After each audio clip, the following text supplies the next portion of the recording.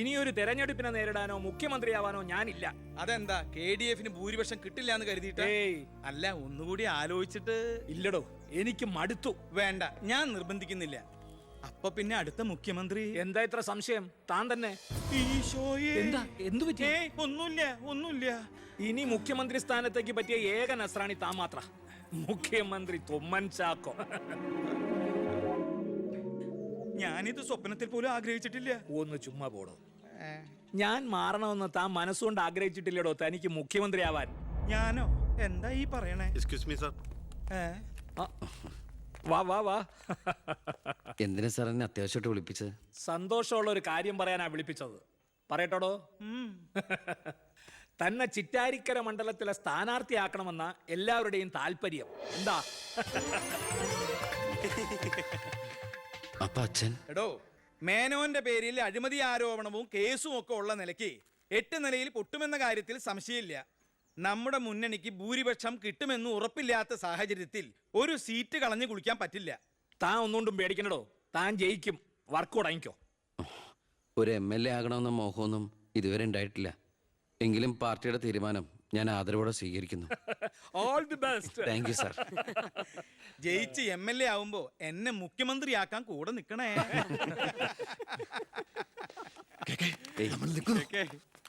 ഞാൻ ജീവിച്ചിരിക്കുമ്പോ ചിറ്റാരിക്കര മണ്ഡലത്തിൽ പുതിയൊരു സ്ഥാനാർത്ഥിയെ കുറിച്ച് ചിന്തിക്കേണ്ട കാര്യമില്ല. അത് നടക്കില്ല. കഴിഞ്ഞ 25 കൊല്ലമായിട്ട് ഞാൻ MLA ആയിരുന്നു, മന്ത്രിയായിരുന്നു. പക്ഷെ ജനത്തിന് ഇപ്പൊ തിരിച്ചറിവ് വന്നു തുടങ്ങി. എന്നെ ഓരോ സീറ്റും വിലപ്പെട്ടതാ. വാശിപ്പുറത്ത് അത് വെറുതെ പാഴാക്കി കളയരുത്. താനെ പോടാ അവിടുന്ന്. എനിക്കെതിരെ ഇതിലും വലിയ ആരോപണങ്ങൾ ഉണ്ടായിരുന്ന കാലത്തും കേരളം മുഴുവൻ ജനപക്ഷ തരംഗം ആഞ്ഞടിച്ചിട്ടും വൻ ഭൂരിപക്ഷത്തോടെ വിജയിച്ചവനാ ഈ ബാലഗംഗാധരൻ. ഇന്നിപ്പം പുളിച്ച പൗരധർമ്മം വിളമ്പുന്ന ഈ തൊമ്മിച്ചടക്കം പലരും അന്ന് തോറ്റു തുന്നം പാടി ചരിത്രം മറക്കണം. ഞാൻ തോറ്റത് നിങ്ങളുടെ ഗ്രൂപ്പ് കാലുവായതുകൊണ്ടാണ്. വേറെ ആരും അല്ലല്ലോ മേന്നെ, തന്റെ മകനല്ലേ സ്ഥാനാർത്ഥി. കൊള്ളാം. അവർ അച്ഛന്റെ 18ാമത്തെ അടവ് കൊള്ളാം. അച്ഛനെതിരായി മകനെ വെച്ച് കളിക്കുക. ഇതേ പിള്ളേര് കളിയല്ല. ജനപക്ഷത്തിന്റെ സ്ഥാനാർത്ഥി നിസ്സാരക്കാരനല്ല. എന്തൊക്കെ പറഞ്ഞാലും മുഖ്യമന്ത്രി രാജിവെക്കുന്ന കാര്യമല്ല. പിന്നെ ചിറ്റാരിക്കര മേനോൻ സാറിന് തന്നെ വേണം. അതൊഴികെ മറ്റെല്ലാ സ്ഥാനാർത്ഥികളെയും നമുക്ക് അംഗീകരിക്കാം. പക്ഷേ മേനോൻ സാറിനെ മാറ്റി നിർത്തിക്കൊണ്ടുള്ള ഒരു ഒത്തുതീർപ്പിനും ഞങ്ങൾ ആരും തയ്യാറില്ല. അതെ, മേനോനെ സ്ഥാനാർത്ഥിയാക്കിക്കൊണ്ടുള്ള ഒരു ഒത്തുതീർപ്പിന് ഞങ്ങൾ നേരല്ല. പാർട്ടി പുലർത്തി പോകാൻ നിന്നവരവര് തെരഞ്ഞെടുപ്പ് പെട്ടെന്ന് വന്നപ്പോ ഇവിടെ തന്നെ കൂടി. ഈ മുന്നണി വിട്ട് എന്നാൽ പൂ വിട്ട് സ്വീകരിക്കും ജനപക്ഷ മുന്നണി. എന്റെ ഗ്രൂപ്പിന് KDF-ൽ കിട്ടുന്നതിനേക്കാൾ കൂടുതൽ സീറ്റ് കിട്ടുകയും ചെയ്യും. ദിവാകര, ഇനി ഇവിടെ നിൽക്കണ്ട, വാടോ പോകാം. അയ്യേ, നിങ്ങൾ ഇവിടെ ഇരിക്കി. ആരെങ്കിലും എന്തെങ്കിലും തമാശ പറഞ്ഞു എന്ന് വെച്ചാൽ അത് കാര്യാക്കുക. ചിറ്റാരിക്കരയിൽ മേനോൻ തന്നെ സ്ഥാനാർത്ഥി. അപ്പം നമ്മൾ ഗ്രൂപ്പെല്ലാം മറന്ന് തെരഞ്ഞെടുപ്പിനെ ഒറ്റക്കെട്ടായി നേരിടുന്നു. ഇനി എല്ലാവരും ഒന്ന് കൈയടിച്ച് പാസാക്കി.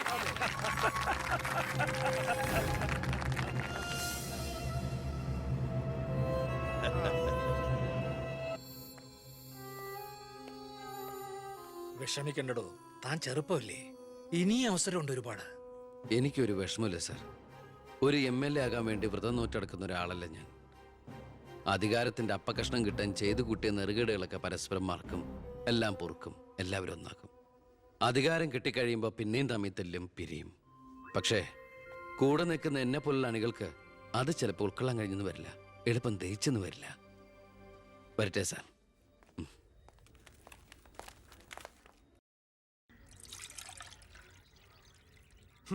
പാർട്ടി പോകാൻ പറ. അവരവരുടെ സീറ്റ് നിലനിർത്താൻ വേണ്ടി എല്ലാം മറന്ന് അവരൊന്നായി. തന്തയ്ക്ക് പറക്കാത്ത വർക്കം. ഈ നാറിയ രാഷ്ട്രീയ വ്യവസ്ഥതയാണ് എതിർക്കേണ്ടതും പൊളിക്കേണ്ടതും. ഞങ്ങളുടെ ഒരു അഭിപ്രായം പറയട്ടെ, നീ സ്വതന്ത്രനായിട്ട് മത്സരിക്കണം. ശക്തമായ 2 മുന്നണികൾക്കെതിരെ മത്സരിക്കാനോ? എന്നിട്ട് കെട്ടിവെച്ച കാശിന് അവിടെ പോകും. ജയിക്കാൻ വേണ്ടിട്ടല്ല, പിന്നെ യൂത്തിന്റെ പ്രതിഷേധം അറിയിക്കാനാ. എന്നാലും അച്ഛനെതിരായിട്ട്. അച്ഛനെതിരായിട്ടല്ല, അച്ഛന്റെ രാഷ്ട്രീയ നയങ്ങൾക്കെതിരായിട്ടാണെന്ന് എപ്പോഴും നീ പറയാറില്ലേ, അതുകൊണ്ടാ. പോലീസുകാർക്ക് രാഷ്ട്രീയം പാടില്ലെന്നാ. എങ്കിലും ഒന്ന് പറയാം, ഞാൻ ഇവരുടെ അഭിപ്രായത്തോട് പൂർണ്ണമായി യോജിക്കുന്നു. എന്താടോ, മത്സരിച്ചുകൂടെ? അധികാരമില്ലാതെ താൻ ഇവിടെ കിടന്ന് വിളിച്ചു കൂവിയിട്ടും പോരാടിയിട്ടും ഇവിടെ ഒരു മാറ്റവും സംഭവിക്കാൻ പോകുന്നില്ല. തന്നെ പോലെ സാമൂഹ്യ ബോധവും നിശ്ചയദാർഢ്യവും തൻ്റെ ഉള്ളതിന് മുമ്പിൽ നെഞ്ചു വിരിച്ചെന്ന് സല്യൂട്ട് ചെയ്തിട്ട് ഒരൊറ്റ ദിവസമെങ്കിലും അന്തസ്സോടെ ജോലി ചെയ്യണമെന്ന് ആഗ്രഹം ഉണ്ടോ? പിന്നെ ഈ ജയവും പരാജയവും ഒക്കെ നമ്മൾ ദൈവത്തിന് വിടുന്നു. 1000 വോട്ടേ തനിക്ക് കിട്ടിയുള്ളൂവെങ്കിലും ആ 1000 പേരും തന്റെ ഒപ്പമാ, തന്റെ നേതൃത്വം അംഗീകരിച്ചവരാ. അത് മതിയടോ. സാർ, ഞാൻ വേണ്ട, താൻ ഒന്നും പറയണ്ട. ഇത് ഞങ്ങളുടെ തീരുമാനം, അനുസരിക്കണം. ഞങ്ങളുണ്ട് കൂടെ.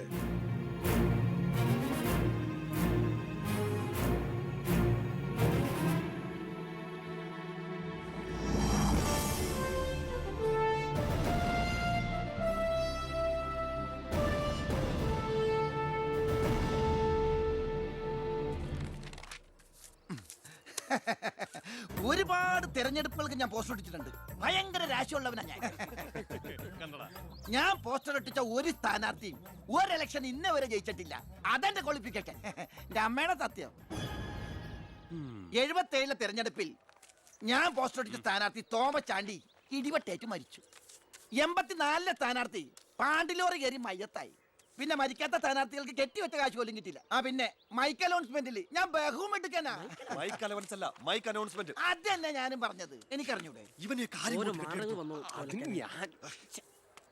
നീ എന്റെ മാനം കളയരുത് ഈശ്വര. ഇവന്റെ കെട്ടിവെച്ച കാശെങ്കിലും കൊടുത്തേക്കണേ. ഇല്ല, ഇവന്റെ കാര്യം എനിക്കറിയാൻ പാടില്ല. ഈ തെരഞ്ഞെടുപ്പിൽ ഞാൻ സ്വതന്ത്രനായി മത്സരിക്കുന്നത് ഇവിടുത്തെ രാഷ്ട്രീയ കച്ചവടക്കാരോട് ജനങ്ങൾക്കുള്ള പ്രതിഷേധം അറിയിക്കാനാണ്. എന്റെ പ്രിയപ്പെട്ട നാട്ടുകാരെ,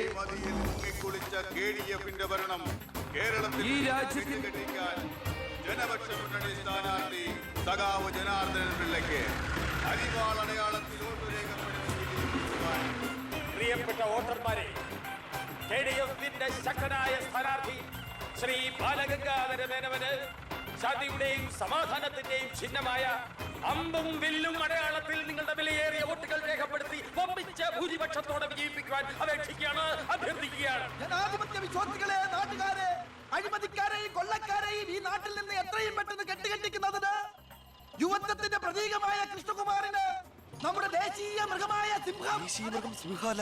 ഒന്നും മിണ്ടാണ്ടിരിക്കും. അത് തന്നെ ഞാൻ പറയാൻ പോണത്. നമ്മുടെ ദേശീയ മൃഗമായ കടുവയുടെ സ്വന്തം ചേട്ടനായ സിംഹം അടയാളത്തിൽ വോട്ടുകൾ രേഖപ്പെടുത്തി വിജയിപ്പിക്കണമെന്ന് അഭ്യർത്ഥിക്കുകയാണ്, അപേക്ഷിക്കുകയാണ്. ഇലക്ഷൻ ഫണ്ടിലേക്ക് സംഭാവനയായി കിട്ടിയ പണം മുഴുവൻ എടുത്ത് ചെലവാക്കേണ്ട കാര്യമൊന്നുമില്ല. അല്ലാതെ തന്നെ അച്ഛൻ ജയിക്കും, ഉറപ്പാ. അത് ശരിയാ. ഇനി അഥവാ തോറ്റാ തന്നെ ആ പണം എന്തെങ്കിലും സൈഡ് ബിസിനസിന് ഉപകരിക്കും. പിസാ കച്ചവടോ കുഴൽപ്പണമോ. തോൽവി എന്ന വാക്ക് എന്റെ ചരിത്രത്തിലില്ല. സ്കൂളിൽ പോകാത്തോണ്ട് അവിടെയും തോറ്റിട്ടില്ല. ഞാൻ ഉദ്ദേശിച്ച എന്നെ തന്നെയാ. വന്നല്ലോ എതിർകക്ഷി. അയ്യോ, ദേ അങ്ങോട്ട് കൊടുക്കടി. വോട്ട് ചോദിച്ച് തെണ്ടി തിരിഞ്ഞ് ക്ഷീണിച്ചു വന്നിരിക്കുക. കുടുംബത്തിന് മാനക്കേടുണ്ടാക്കാനും പത്രക്കാർക്ക് കഥകൾ ഉണ്ടാക്കാനും കോമാളി വേഷം കിട്ടി ഇറങ്ങിയിരിക്കുക. സംശയമുണ്ടോ? കഷ്ടാൽ കഷ്ടം. അച്ഛന് കിട്ടേണ്ട കുറച്ച് വോട്ടുകൾ പിടിക്കുമായിരിക്കും, എന്നിട്ട് ജയിക്കൂ? അതുമില്ല. അതുകൊണ്ട് ആർക്കാ നേട്ടം? ജനപക്ഷ മുന്നണിക്ക്. യവൻ കാരണം ആർക്കും ഒരു ഗുണം കിട്ടില്ല. ഇവനൊക്കെ ആര് വോട്ട് കൊടുക്കാനാ? ഈ കുടുംബത്തിന് പോലും ഒരു വോട്ട് കിട്ടിവിടാനൊക്കെ. ഇവിടുന്ന് ഒരു ഓട്ടം എനിക്ക് ഉറപ്പുണ്ട്. എന്റെ അമ്മയുടെ അല്ലമ്മേ. അമ്മയുടെ വോട്ട് ചോദിക്കാൻ വന്നേക്കണം. വോട്ട് ചോദിക്കാൻ വന്ന മകനെ അട്ടിപ്പായിക്കണ്ടായിരുന്നു. സുഹൃത്തുക്കളെ, നിങ്ങൾക്ക് എല്ലാവർക്കും അറിയാം, കഴിഞ്ഞ 25 വർഷമായിട്ട് എന്റെ നാട്ടുകാർ എനിക്ക് തീരെഴുതി തന്നിട്ടുള്ള മണ്ഡലമാണ് ചിറ്റാരിക്കര. അതൊരു പോരായ്മ തന്നെയാണ്. അതെ അതെ, എന്ന് എതിർ പാർട്ടിക്കാർ പറയുമെന്ന് ഞാൻ ഉദ്ദേശിച്ചത്. ചിറ്റാരിക്കരയിൽ നിന്നും കേരളക്കര മൊത്തം KSRTC ബസ് സർവീസ് ഇല്ലേ? ഗതാഗത മന്ത്രിയായിരുന്നപ്പോ ഞാൻ ചെയ്തതാ ഈ നാടിന് വേണ്ടി ഇതൊക്കെ.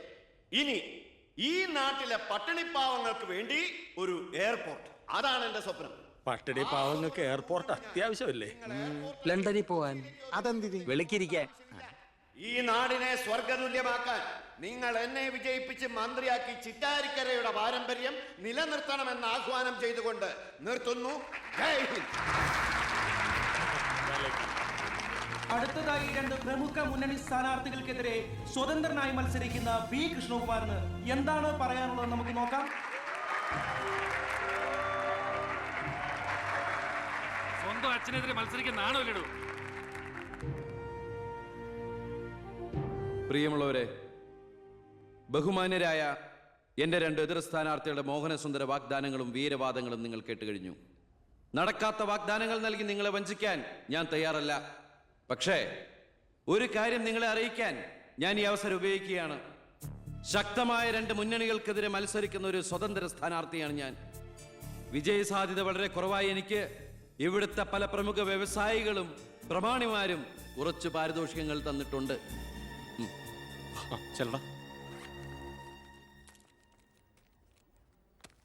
ഇത് 5 ലക്ഷം രൂപയുണ്ട്. നമ്മുടെ മുന്നിലിരിക്കുന്ന നന്മ നിറഞ്ഞ ശ്രീ ചാണ്ടിച്ചൻ സംഭാവനയായി തന്നതാണ് ഈ തുക. ഇത് 3 ലക്ഷം വ്യവസായ പ്രമുഖൻ കോശിയുടെ വക. ഇത് 2 ലക്ഷം അബ്കാരി നമ്പീശന്റെ വക. ഇത് 1 ലക്ഷം കോൺട്രാക്ടർ സരസന്റെ വക. വിജയ സാധ്യത ഒട്ടുമില്ലാത്ത എനിക്ക് ഇത്രയൊക്കെ കിട്ടിയിട്ടുണ്ടെങ്കിൽ വിജയത്തിന്റെ തൊട്ടടുത്ത് നിൽക്കുന്ന എന്റെ എതിർ സ്ഥാനാർത്ഥികൾക്ക് എത്രയൊക്കെ കിട്ടി കാണും. ഈ ചിറ്റാരിക്കരയുടെ അഭിമാനമായ സന്മനസ്സുള്ള ചാണ്ടിച്ചൻ പറയണം, താങ്കൾ എത്ര രൂപ സംഭാവനയായിട്ട് കൊടുത്തു എന്ന്. ആ നല്ല മനസ്സ് ജനങ്ങളൊക്കെ ഒന്ന് അറിയട്ടെ എന്ന്. ജനാർദ്ദനം പിള്ളയ്ക്ക് 10 ലക്ഷം. മേനോൻ സാറിന് 20 ലക്ഷം അല്ലേ? സത്യമാണെന്നാണ് പറയല്ല. പണം പിടിച്ചു. Thank you Chandichan. കർത്താവ് തരുന്നു, ഞാനത് കൈനീട്ടി വാങ്ങിക്കുന്നു. എങ്ങനെയുണ്ട്? ടിവിയിൽ വരുവാ. കേട്ടല്ലോ, ഇതുപോലെ എത്ര എത്ര ലക്ഷങ്ങൾ ഇവരുടെ കൈകളിൽ എത്തിക്കാണും. അതിവിടെ വെളിപ്പെടുത്താൻ ഈ സ്ഥാനാർത്ഥികൾ തയ്യാറാണോ?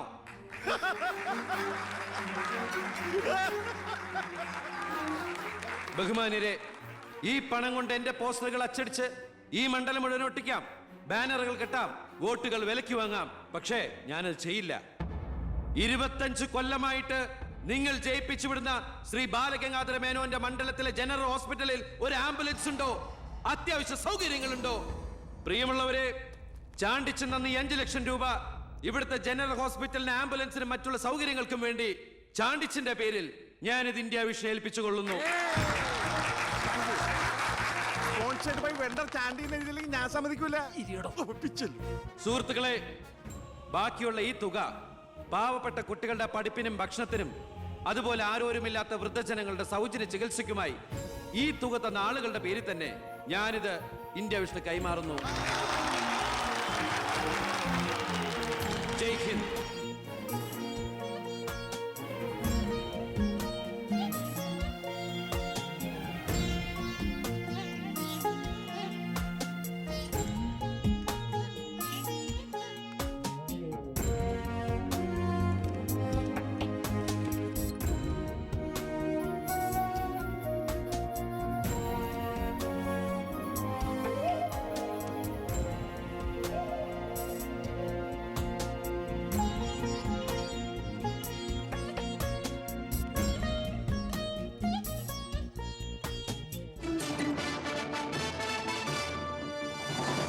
പന്ത്രണ്ടാം നിയമസഭയിലേക്ക് നടന്ന വാശിയേറിയ തെരഞ്ഞെടുപ്പിൽ 72% വോട്ട് രേഖപ്പെടുത്തി. വിവിധ കൗണ്ടിംഗ് സെന്ററുകളിലായി രാവിലെ 8 മണിക്ക് തന്നെ വോട്ടെണ്ണൽ ആരംഭിച്ചു. ആകെയുള്ള 140 സീറ്റുകളിൽ ഫലമറിഞ്ഞ 120 മണ്ഡലങ്ങളിൽ KDF 61, ജനപക്ഷ മുന്നണി 59 സീറ്റ് നേടിയിട്ടുണ്ട്. കേരളത്തിലെ മുന്നണി സമവാക്യങ്ങളെ അട്ടിമറിക്കാൻ പോകുന്ന പുതിയൊരു രാഷ്ട്രീയ ധ്രുവീകരണത്തിനുള്ള സാധ്യതയാണ് ഇപ്പോൾ നമ്മുടെ മുന്നിലുള്ളത്. ഒരുപക്ഷേ കേരളത്തിലെ അടുത്ത മന്ത്രിസഭ ഒരു തൂക്ക് മന്ത്രിസഭയായിരിക്കും. ഹലോ, എണ്ണിത്തീരാറായോ? ജനപക്ഷ മുന്നണി സ്ഥാനാർത്ഥി 4612 വോട്ടിന് അച്ഛൻ ലീഡ് ചെയ്യുന്നുണ്ട്. അടുത്ത CM അച്ഛൻ തന്നെ. ഇപ്പോൾ കിട്ടിയ വാർത്ത, പുതുശ്ശേരി മണ്ഡലത്തിൽ KDF സ്ഥാനാർത്ഥി തൊമ്മൻ ചാക്കോ 4000 വോട്ടുകൾക്ക് വിജയിച്ചു. ഇത്തവണയും ഭരണം ലഭിച്ചാൽ KDF-ൽ മുഖ്യമന്ത്രിയാകാൻ സാധ്യതയുള്ള ആളാണ് തൊമ്മൻ ചാക്കോ. വയനാട് ജില്ലയിലെ സംവരണ സീറ്റിൽ KDF സ്ഥാനാർത്ഥിയും ആദിവാസി നേതാവുമായ ശ്രീ പൊറ്റക്കുഴി ചെല്ലപ്പൻ തെരഞ്ഞെടുക്കപ്പെട്ടു. ഇപ്പോൾ കിട്ടിയ വാർത്ത, ചിറ്റാരിക്കര മണ്ഡലത്തിലെ വോട്ടെണ്ണൽ പൂർത്തിയായി. സംസ്ഥാനം ഏറെ ഉറ്റുനോക്കിയ മണ്ഡലമായിരുന്നു ചിറ്റാരിക്കര. മുൻ മന്ത്രിയും KDF സ്ഥാനാർത്ഥിയുമായ ശ്രീ ബാലഗംഗാധര മേനോൻ മുന്നിട്ട് നിന്നിരുന്നുവെങ്കിലും ഇപ്പോൾ 3ാം സ്ഥാനത്തേക്ക് പിന്തള്ളപ്പെട്ടു. ഇരു മുന്നണികളെയും പരാജയപ്പെടുത്തി സ്വതന്ത്ര സ്ഥാനാർത്ഥി B കൃഷ്ണകുമാർ വിജയിച്ചിരിക്കുന്നു. KDF-ന്റെ സജീവ പ്രവർത്തകനും യൂത്ത് വിങ്ങിന്റെ ജില്ലാ സെക്രട്ടറിയുമായിരുന്ന കൃഷ്ണകുമാർ തെരഞ്ഞെടുപ്പ് പ്രഖ്യാപന വേളയിലാണ് രാഷ്ട്രീയ അഭിപ്രായ ഭിന്നതയെ ചൊല്ലി സ്വതന്ത്രനായി മത്സരിക്കാൻ തീരുമാനിച്ചത്.